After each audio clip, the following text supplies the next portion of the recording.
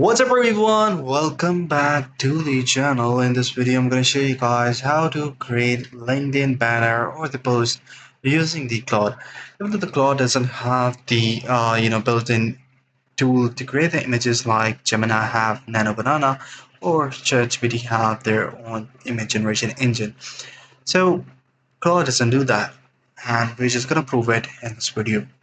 Here you will see that I have given my handsome and super good model sort of a picture over here, and I have asked Claude make this look like best ever profile picture for the LinkedIn. I also create a banner for the LinkedIn that LinkedIn tool first select a color combination and has power as a CEO and then added the picture as also make the banner take my LinkedIn profile as an old example. So I have given it a reference of my LinkedIn profile using the LinkedIn profile URL.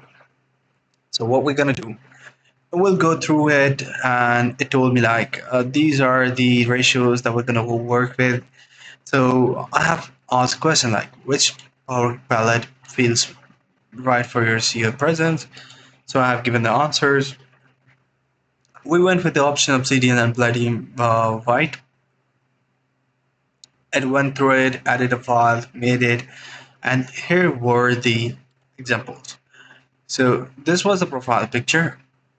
It wasn't good at all, but it just added it in a way that it looks like it has been color graded, but nothing special.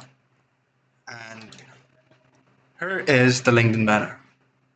So the LinkedIn banner does do the job, but it's not that truly amazing thing. But yeah, this is something that we can go with if we're just an immature person or a new B who is working on the LinkedIn. But as a professional CEO, I mean, you guys not going to be working with this one. So yeah, if you're working with LinkedIn and you want to create the banners, use a different module. So the other way around to use it is to go to the connectors and search for like add connector option, and over here you will see Canva. Just install it and then integrate it with your system.